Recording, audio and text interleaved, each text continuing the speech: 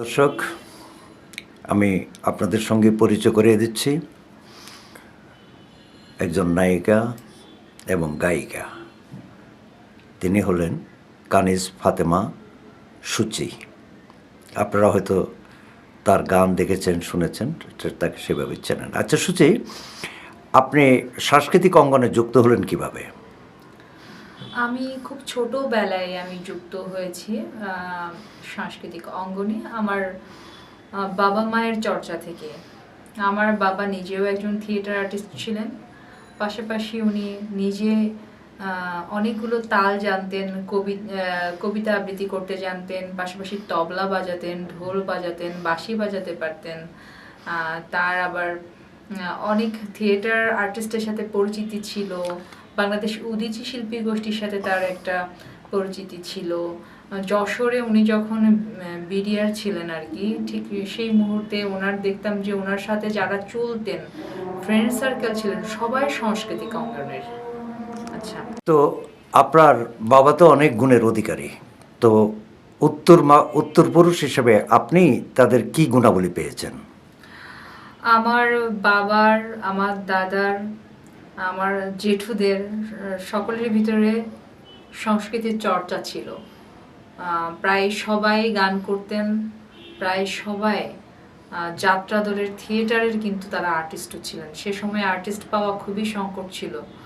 আমার সেজু জেঠু, ওনার নাম হলেন বজলু। উনি তখনকার চাঁদপুরের একজন ভালো আর্টিস্ট ছিলেন। উনি নাকি একই সাথে হিরোইন হতেন থিয়েটারে, আবার একই সাথে হিরো হতেন। ওনাকে সাজালে পরে নাকি একেবারে নারীর চরিত্র পুরোটাই পাওয়া যেত। এত দারুণ উনি আর্টিস্ট ছিলেন যে ওনাকে গ্রামগঞ্জ খুঁজে ওনাকেই নিয়ে যাওয়া লাগতো, ওনাকে ছাড়া দর্শক খুশি হতেন না। আপনি কি কি গুণ পাইছেন আমি সেটা জানতে চাই। সেইখান থেকে আমি বলছি যে আমি খুব ছোটবেলা থেকে যখন আমি টিভি দেখতাম, আমার মনে চাইতো যে আমিও টিভি আর্টিস্ট হব, আমি একজন অভিনেত্রী হব। আমার গান শুনলে গান ভালো লাগতো এবং এজ ইট ইজ ছোটবেলা থেকে যার গান শুনছি তার মতো গাইতে পারতাম। ছবি আঁকাও ঠিক একই রকম। ছবি আঁকাটা আমি কিন্তু হুবহু শিখে নিইনি কোথাও থেকে। খুব ছোটবেলা থেকে ছবি আঁকাটা হুবহু কোনো কিছু আঁকতে চাইলে হুবহু আঁকতে পারি। এই ছোটবেলা থেকে মানে ক্লাস 3-তে থাকতে আমি শাবনূর আপুর ছবি, তারপর সালমান ভাইয়ের ছবি, এনাদের ছবি আমি এঁকে ফেলেছি। স্কুলে আমি কিন্তু প্রাইজও পেয়েছি। যেটা যে অঙ্কন, হ্যাঁ, অঙ্কনেও আপনি ভালো। আচ্ছা যাই হোক, ওনাদের থেকে পেলাম। আমি বলি তাহলে কি কি পাই আমি? ওনাদের থেকে খুব দ্রুত মানুষের সাথে মিশে যাওয়াটা আমি পেলাম। অনেক মানুষের সাথে আমার গুড রিলেশন ছাড়া ব্যাড কোনো রিলেশন নাই, এটা আমি পেলাম। আমি গান গাইতে পারি, ওনাদের থেকে শিখেছি। তাল সেন্স এসেছে ওনাদের থেকে এসেছে, অভিনয় করাটা ওনাদের থেকে এসেছে। মানে বংশ পরম্পরায় হয়তো আমার ভিতরে কেন জানি সব ঢেলে দিয়েছে, আমি সব পেয়েছি। মানুষ বলে যে কোনো একটি পেলে সেটাই নাকি সারা জীবন লালন করতে বেলা শেষ হয়ে যায়। আর আমার কথা হলো আমি এত কিছু পেয়েছি যে আমি আসলে উপযুক্ত পাত্রে আমি যদি নিজেকে স্থাপন করি তাহলে হয়তো বা আমার মনে হবে যে আমি ক্রিয়েটিভিটি একটা ঝুড়ি পেয়ে গেছি। আমি সেটা আমি স্বীকার করি। আচ্ছা, তাহলে উত্তরাধিকার সূত্রে আপনি অভিনয়েরও যে পেয়েছেন, অনুপ্রেরণা পেয়েছেন, সঙ্গীতও সমানতালেই অনুপ্রেরণা পেয়েছেন। বিশেষ করে এটা আপনার নিজস্ব মজ্জাগত। হাওয়ার আপনি এ পর্যন্ত নাটকে কিভাবে যুক্ত হলেন? নাটকে যুক্ত হলাম বাংলাদেশ উদীচী শিল্পী গোষ্ঠীর মাধ্যমে। আমি যখন উদীচীর ঢাকা মহানগরের হাজারীবাগ শাখা সংসদের একজন সম্পাদক ছিলাম, ঠিক তখন আমি গণসঙ্গীত প্রতিযোগিতা হচ্ছিল এবং সেখানে হলো গিয়ে সত্যেন সেন, সলিল চৌধুরী এবং রণেশ দাশগুপ্তের যে গানগুলো যেগুলো লুপ্ত আছে, যেসব গানগুলো গাওয়া হচ্ছে না কিন্তু সবগুলো দেশভিত্তিক, বর্তমান পরিস্থিতির উপর নির্ভর করে তখনকার যে গানগুলো নির্মাণ হয়েছে সেসব গানের জন্য শিল্পী খোঁজা হচ্ছিল। তো শিল্পী তালিকায় আমি অন্তর্ভুক্ত হয়ে যাই। সারা বাংলাদেশ থেকে যাদেরকে খুঁজছে তাদের থেকে প্রথম 10 জনের ভেতর আমিও একজন হই। তারপরে আমিও গান করতে পারি। প্রথমে এই হলো ফার্স্ট সুযোগ যে আমি সিডির অংশীদার হই এবং গণসঙ্গীতের দরাজ কণ্ঠে শিল্পী হই। এটা হওয়ার পর হচ্ছে কি যে আমি তো নগরের একটা শাখা সম্পাদক যখন হচ্ছি বা সম্পাদক হয়ে যাচ্ছি, তখন হলো কি দেখলাম আস্তে আস্তে আমার জন্য অনেক অনেক কাজের অফার আসছে। তখন প্রদীপ ঘোষ বলে একজন ভাই ছিলেন যিনি চিটংয়ের একজন সম্পাদক ছিলেন তখন চিটং ইউনিভার্সিটির, উনিও দেখছি সিনেমা বানাচ্ছেন। শাটল ট্রেনের জন্য নায়িকা হিসেবে প্রথমে উনি আমাকে সিলেক্ট করলেন, 1 বছর ধরে আমাকে চেষ্টা করলেন যে ওনার ওই সিনেমার নায়িকা হিসেবে আমাকে প্রথম প্রেজেন্ট করবেন, কিন্তু তখন আমি সেই কাজটা কোনো একটি কারণে বা সঙ্গত কারণে বলি, নিজস্ব কারণে আমি সেই কাজটা আর করিনি। তারপর পর হলো গিয়ে এমন হয়, সেটা তো অনুদানের ছবি ছিল। হ্যাঁ, ওটা একটা ভালো ছবি ছিল। তারপরে আবার আসলো তৌকির আহমেদ ভাইয়ের একটা সিনেমা, সেই সিনেমায় কিন্তু পার্শ্ব চরিত্র, যেটা অনেকেই বলে যে আর্টিস্ট তো আর্টিস্ট, এখানে পার্শ্ব চরিত্র কেন বলে আমি জানি না, তো সেইখানে আমি কাজটা করেছি, কিন্তু সেটা আমার ভালো লেগেছে এই জন্য বায়ান্নের ভাষা আন্দোলনকে নিয়ে, আন্দোলনকে ঘিরে ওই সিনেমা। তো কি ছবির নাম কি? হ্যাঁ, ফাগুন হাওয়ায়। হ্যাঁ, ফাগুন হাওয়ায়। হ্যাঁ, তো সেই সিনেমায় আমি কমরেড হাসানের সাথে যুক্ত হয়ে আমি ওনার সাথেই কাজ করি, তৌকির আহমেদের এই কাজটা করি, আমি প্রচুর সম্মান পেয়েছি, তাই কাজটা করেছি। এরপর আমি চেষ্টা করেছিলাম যে আরো কাজ, এরকম ভালো ভালো কাজ হবে, তৌকির দাদারা কাজ করবেন বা এরকম বড় কোনো ডিরেক্টর হয়তো আমি জানতে পারবে যে এই মেয়েটার ভেতরে হয়তো এই ধরনের কাজ করার স্পৃহা আছে, দেশ ভিত্তিক কাজ করতে চায়, জনগণের সচেতনতা নিয়ে কাজ করতে চায়। এই ধরনের কাজের জন্য যদি আমাকে কেউ চাইতো, আমি 1 লাফে কাজটা করতাম। তো আমি তেমন কাজ এখনো বলছি যে আমি ওরকম কাজের জন্যই আমি নিজেকে তৈরি করেছি, কাজ ওরকম পেলে অবশ্যই কাজ করব এইভাবে। ফাগুন হাওয়ার পরে কি? ফাগুন হাওয়ার পরে আমি পড়াশোনা শেষ করা নিয়ে আমার একটা চাপ ছিল, যেহেতু অনার্সের ব্যাপার স্যাপার, আমি পড়াশোনা করছি, তখন পড়াশোনাটা শেষ করে ঢাকা ইউনিভার্সিটি থেকেই তো আমি চেষ্টা করছি যে এরপর থেকে এখন হলো আমি যে কাজটা করছি যদি ওই দিকে যাই, যে আমার প্রথম আবার কাজ করতে সুযোগ দিয়েছেন হলো হাসান জাহাঙ্গীর ভাই। ওনার ফ্যামিলি ডিস্টেন্স যে সিরিয়ালটা, মেগা সিরিয়াল, এই সিরিয়ালে বৈশাখী টেলিভিশনে ওটা যাচ্ছিল, তো ওটাতে আমি কাজ করি। ওটার থেকে শুরু করে এখনো পর্যন্ত 2 বছর ধরে টানা কাজ করছি। এই কাজের ভেতরে আমার একটা জিনিস খুব ভালো লাগে যে আমি কাজ করে যাচ্ছি, যে থেমে যায়নি। ছোট ক্যারেক্টার বলেন, বড় ক্যারেক্টার বলেন, নায়িকা হিসেবে গ্রহণ করেন বলেন, অনেকে শুধু নায়িকা হিসেবে নিজেকে প্রচার করতে চায়, তো আমি সেটা চাই না। আমি কিন্তু লিড কাজও করছি, অনেকগুলো সলো নাটক অনেকগুলো করা হয়ে গেছে, সিরিয়ালেও কাজ করেছি নায়িকা হিসেবে। কিন্তু আমি বলতে চাই যে আমি নায়িকা না বলে আমি বলতে চাই আমি গুড আর্টিস্ট হিসেবে কাজ করছি। আমি এরকম প্রেজেন্টেবল ওয়ার্ক পেলে, দেশকে প্রেজেন্ট করতে হলে আমি এক চান্সে আমি কাজ করব। গানও আসছে আমার অনেকগুলো, পরিবেশ নিয়ে আরেকটি গান আসছে কাব্যিক পলাশের সাথে, ডুয়েট সং। তো সেই গানটার পরে আমি আমাকে জানান দিতে চাই আমি আসলে কতগুলো গান গাইছি, আর কতগুলো গান আমার পছন্দের গান ছিল আমি গাইতে চাই, বাট সে ধরনের গানের পরিবেশ পেলে আমি অবশ্যই গান করব। অভিনয়ও করতেছি, একদম ভালো ভালো কাজ করতে চাই। যারা অভিনয়, হ্যাঁ, অভিনয় এবং গান, এই দুটোর ভিতরে আপনি কোনটাকে প্রাধান্য দেন বেশি? আমি হলাম ছোটবেলা থেকে মনে করে এসেছি যে সংস্কৃতি মানে নট অনলি ওয়ান ফন্ট। বিকশিত হতে চাইলে আপনাকে সাহিত্যে সকল সেক্টরটাকে আপনার জানা থাকতে হবে। আপনি গানকে যেমনভাবে মর্যাদা দিবেন, কবিতাকে তেমনভাবে মর্যাদা দিবেন, একজন লেখককেও তেমনভাবে মর্যাদা দিবেন। সম্পূর্ণটাই যদি আপনি পারেন তাহলেই তো আপনার চর্চাটা হলো, না হলে তো কিছু চর্চা হলো, কিছু ছেড়ে দিলেন। তো সাহিত্যকেই যখন এত পছন্দ করেন, কলম চর্চা করেছেন? হ্যাঁ, করেছি। আমি লেখালেখিও করি, আমার ফেসবুকে আমার কিছু লেখা আছে, আমি নারীদেরকে নিয়েও কখনো লিখি, আমি কবিতাও লিখি, যেগুলো লেখার ভিতরে হয়তো শক্ত কোনো ভাষা চলে আসে। অনেকে আবার লেখালেখি করলে আমাকে তো হুমকিও দিয়ে ফেলে যে আমাকে বের হলে মেরে ফেলবে। যারা বলে তারা কারা আমি সেটাই ভাবতে চাই, এটা বড় বিষয় নয়।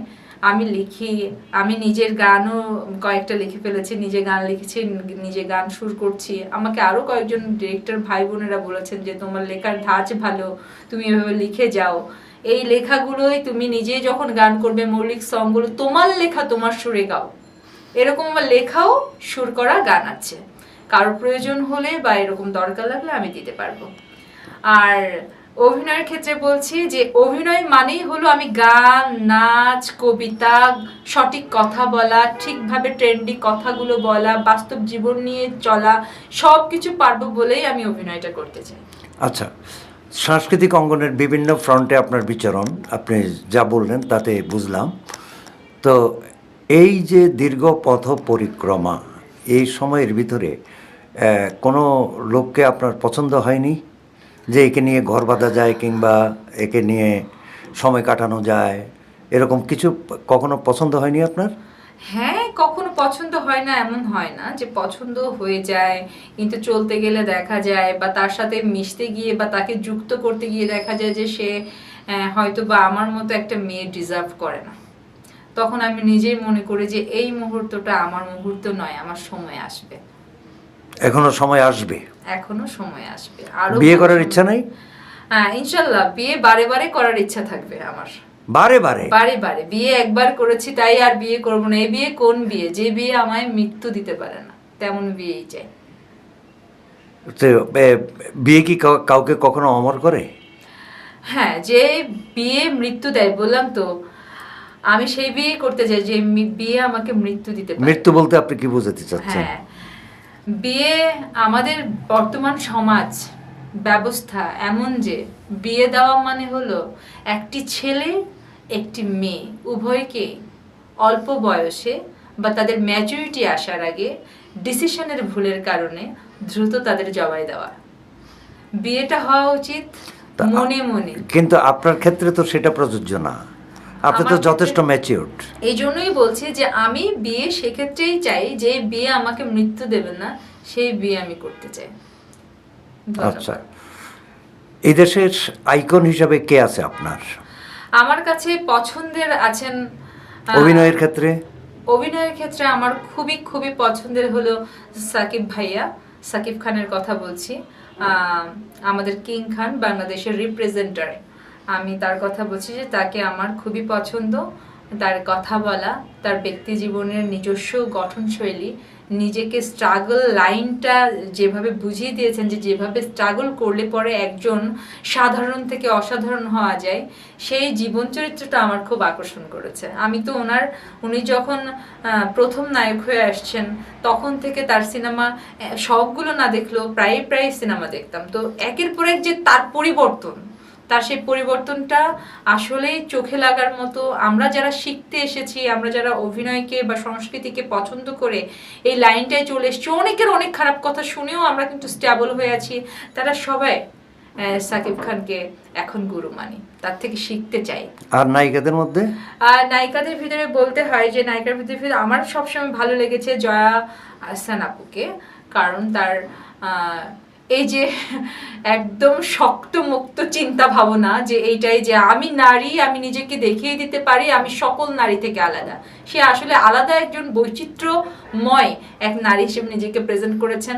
তিনি এপার বাংলা ওপার বাংলা টোটালি আমার মনে হয় যে উনি এমনভাবে অভিনয় করছেন যেটা কিনা ইন্টারন্যাশনালি ছড়িয়ে পড়বে। আমাদের বাঙালির ভিতরে এমনও একজন অ্যাক্ট্রেস আছেন যিনি কিনা যে কোনো ক্ষেত্রে নিজেকে অভিনেত্রী হিসেবে সেই বিষয়ে প্রেজেন্ট করতে পারে। তো সেই ক্ষেত্রে আমি জয়া আহসান আপুকেও সেলিউট করি। আর গায়ক গায়িকাদের মধ্যে? গায়ক গায়িকাদের কথা আমি তো এভাবে বললে হবে কি যে মেয়েটা শুধু অন্যকেই ফলো করে, নিজের ভিতরে অনেক কিছু নেই। আমার মনে হয় যে আমি গায়ক গায়িকা সবাইকে আমি রেসপেক্ট করব, যে গান গাইতে পারে এবং যে চর্চা করে আসছে আমি সবাইকে রেসপেক্ট করি সবসময়। শুধু একজনকে বলবো না যে রুনালাইলা আপু, শুধু এইভাবে বলবো না যে অ্যান্ড্রু কিশোর, শুধু বলবো না যে সাবিনা ইয়াসমিন, আমি সবাইকে বলবো যারা গানকে প্র্যাকটিস করে আসছেন। এটা বড় একটা সাধনার বিষয়, অনেক সাধনা করতে হবে, আজীবন সাধনা করেও বলা হয় শেষমেশ আমি কিছু শিখতে পারি নাই। তো সেই ক্ষেত্রে আমি বলবো যে আমি এইভাবে কেউকে ফলো না করে আমি শুধু চাই যে সবাই যা যা ভালো করেছে সবার থেকে আমি শিখতে চাই। আর আমি হলাম গিয়ে সবসময় চেষ্টা করছি মৌলিক সং করার জন্য, মৌলিক গান করতে চাই, আর্টিস্ট হয়ে বেঁচে থাকতে চাই। ব্যক্তিগতভাবে কিছু বলবেন স্বাধীনভাবে? হ্যাঁ, স্বাধীনভাবে আমি একটা কথাই বলতে চাই যে স্বাধীনতা কেউ কাউকে দেয় না, স্বাধীনতা তোমার ভেতরে আছে, তুমি সেটাকে আগে ওন করো, দেন উইন করো। তুমি স্বাধীনতা ভোগ করার পর বুঝে নাও আসলে স্বাধীনতা কারে বলে, কাকে বলে। আমি সেই স্বাধীনতার কথা বলিনি, আমি বলছি যে আপনার ব্যক্তিগত মতামত। আমি তো এতক্ষণ প্রশ্নের জবাবে বলছেন, হ্যাঁ, আপনার নিজস্ব মতামত কিছু বলবেন কিনা দর্শকদের উদ্দেশ্যে?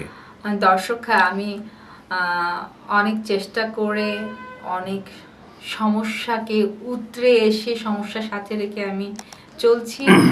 আমি একজন ভালো রিপ্রেজেন্টার সাকিব খান এবং জয়া আপুর মতো আমি নিজেকে তৈরি করতে চাই। আমি নিজেকে বড় একজন অভিনেত্রী হিসেবে আপনাদের সামনে প্রেজেন্ট করতে চাই, এবং আমি আমার বক্তব্যগুলো এমনভাবে বলতে চাই একটি সময় যখন আপনারা নিজেরাই বলবেন সুচিত তুমি যা বলছো তা আমাদের সকলের কথা। তার মানে আমি যে কথাটা বলতে চাই সেই কথাটা হাজারো মানুষের কথা, লক্ষ মানুষের কথা, আমার বাঙালির কথা যেন হতে পারে। আমি সকলের ভালো চাই আর দেশের মঙ্গল চাই, দেশের জন্য আমি সব করব, সেই রকম চিন্তা ভাবনা থেকে আপনাদের সাথে কথা বলে আজকের মতো বিদায় নিচ্ছি। ধন্যবাদ।